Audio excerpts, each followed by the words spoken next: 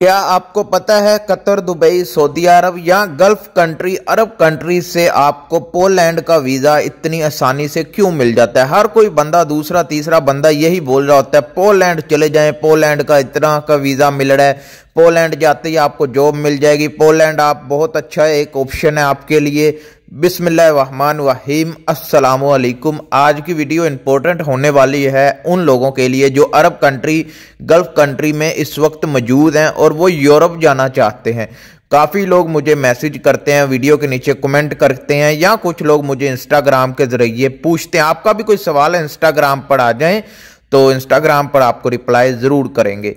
काफ़ी लोगों का ये कहना है कि मैं यूरोप जाना चाहता हूँ। जब भी मैं किसी भी एजेंसी के पास जाता हूँ कि मुझे यूरोप का वीज़ा दें, तो वो दूसरा तीसरा हर कोई यही कह रहा है पोलैंड का वीज़ा ले लें, पोलैंड आप चले जाएं, पोलैंड आपके लिए एक अच्छा ऑप्शन है। जैसे ही आपको कार्ड मिल जाएगा, आप किसी दूसरी कंट्री यानी पोलैंड से आप इटली, जर्मनी, इन कंट्रीज में मूव हो सकते हैं। तो वीडियो शुरू करने से पहले वीडियो को लाइक कीजिएगा, चैनल को सब्सक्राइब कीजिएगा। कोई भी सवाल है पूछना चाहते हैं इंस्टाग्राम पर आ जाएं, आपके हर सवाल का जवाब इंस्टाग्राम पर दिया जाता है। हेलो, हाय, अस्सलाम वालेकुम बात करनी है रिप्लाई कर दें।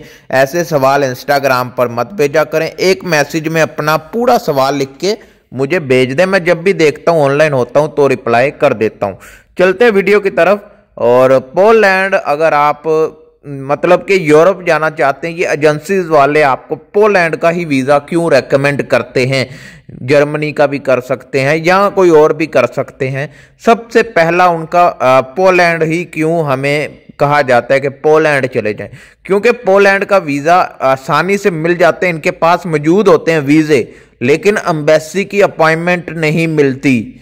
ये मैं आपको बहुत ही इम्पोर्टेंट बात बता रहा हूँ कि पोलैंड के वीज़े इन लोगों के पास मौजूद होते हैं, रियल होते हैं, ये नहीं है कि फेक होते हैं। लेकिन पोलैंड की जो एम्बेसी की अपॉइंटमेंट होती है, उसके बाद इंटरव्यू सारा कुछ करना होता है, वो अपॉइंटमेंट बहुत देर से मिलती है और कुछ लोगों को मिलती ही नहीं है। और कुछ एजेंसीज ऐसी भी होती हैं जो पोलैंड का भी वीज़ा 2 नंबर दे रही हैं, यानी असली नहीं होता। ये होती है पोलैंड के वीज़े की सच्चाई। तो अगर आप भी अरब कंट्री में मौजूद हैं और यूरोप वगैरह जाना चाहते हैं, सबसे पहले तो आप जिस कंपनी में आए उस कंपनी में तकरीबन काम करें, अच्छा एक्सपीरियंस लें।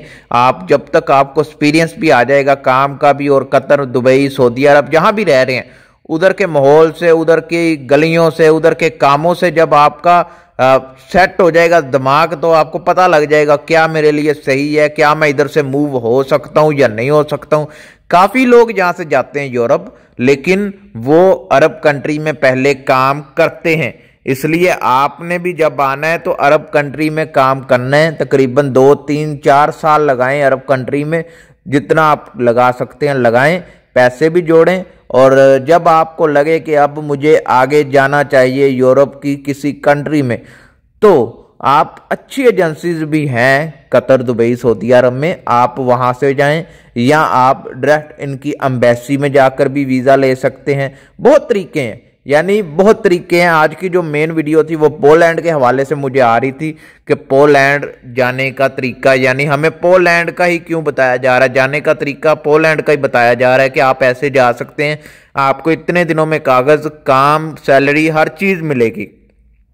पोलैंड का वीज़ा मत लीजिएगा, उसकी अपॉइंटमेंट बाद में देर होती है। हाँ, अगर कोई बंदा गारंटी के साथ बोल रहा है कि 15 दिन के अंदर पोलैंड की अपॉइंटमेंट आपके हाथ में होगी, तो उसको बोलना है कि 15 दिन के बाद ही सारे पैसे आपके हाथ में होंगे, यानी आपने 1 रुपया नहीं पहले देना।